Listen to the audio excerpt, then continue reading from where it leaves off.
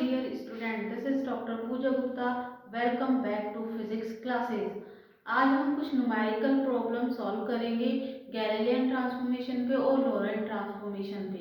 मैंने बोर्ड पे एक प्रॉब्लम लिख दी है जो कि गैलीलियन ट्रांसफॉर्मेशन से है। क्वेश्चन है हमारा, use Galilean transformation to prove that the distance between two points x1 y1 z1 and x2 y2 z2 is invariant into inertial frames. ये गैलीलियन ट्रांसफॉर्मेशन की प्रॉब्लम है, उस पे बेस्ड है और बहुत इंपॉर्टेंट है। बी टेक में ज्यादातर ये क्वेश्चन जो है वो पूछा जाता है।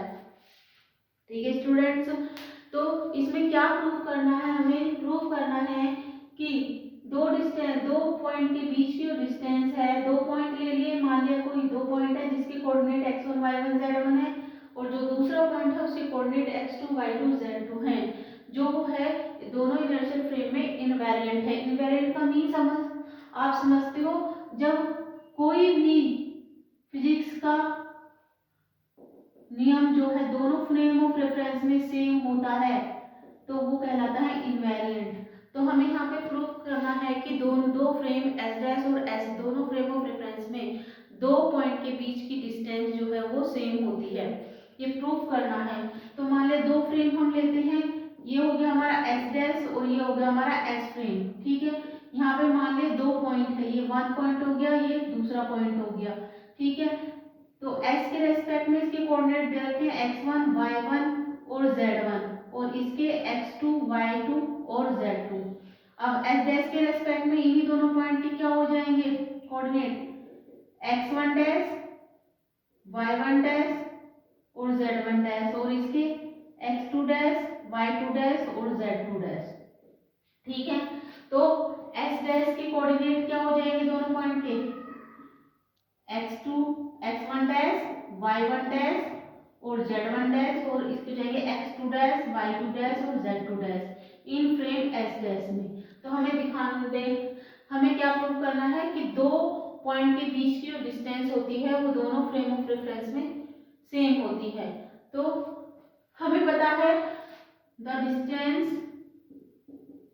बिटवीन टू पॉइंट्स, दो पॉइंट के बीच की डिस्टेंस कितनी होती है, under root x2 minus x1 का whole square plus y2 minus y1 का whole square plus z2 minus z1 का होल स्क्वायर।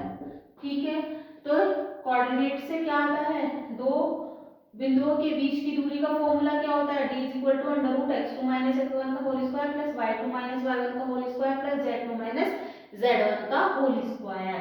तो ये क्या हो गया हमारा, दो बिंदुओं के बीच की दूरी का फॉर्मूला हो गया, किसमें, फ्रेम एस में। अब हमें प्रूफ क्या करना है कि सेम फॉर्मूला जो है वो एस को भी, एस डैश में भी सेम फॉर्मूला अप्लाई होगा।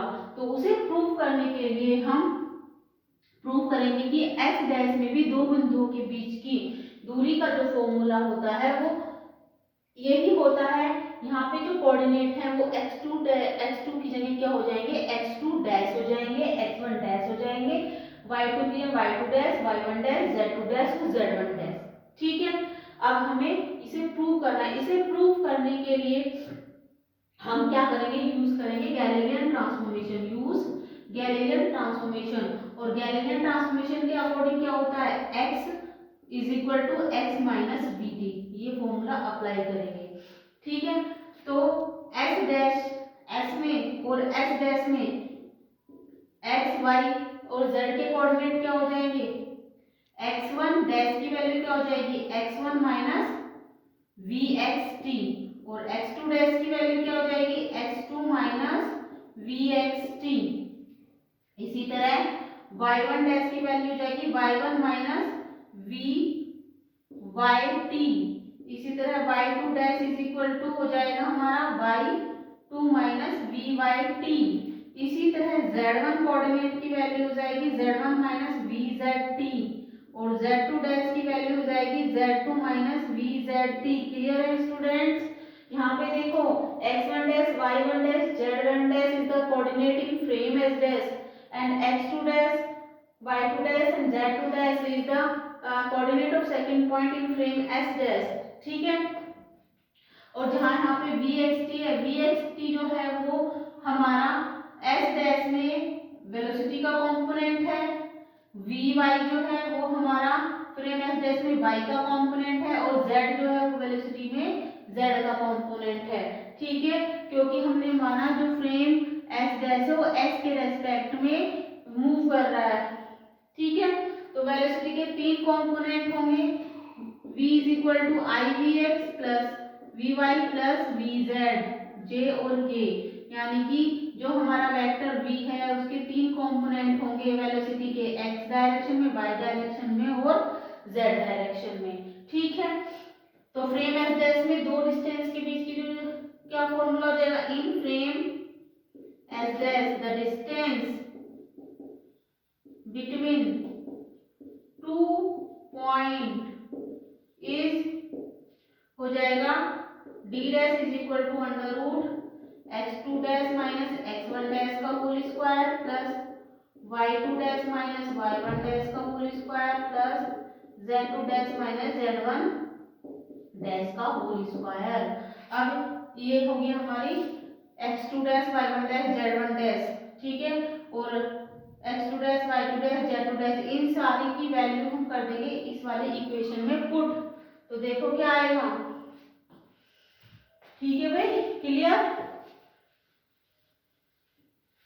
देखो क्या आएगा, d dash is equal to आ जाएगा हमारा अंडर रूट, ठीक है, x2 डैश की वैल्यू रख देंगे x2 minus V X T, यहां से रख देंगे x2 डैश की value x2 minus V X T, x2 minus V X T.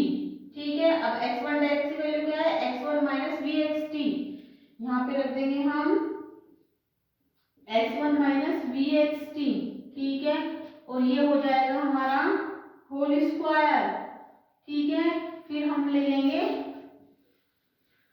Plus, plus में हम लेंगे यहाँ पे हमें रखेंगे y2 डैश की वैल्यू, y2 डैश की वैल्यू आ जाएगी y2 minus we Y T, और y1 डैश की वैल्यू आ जाएगी हमारी y1 minus we Y T.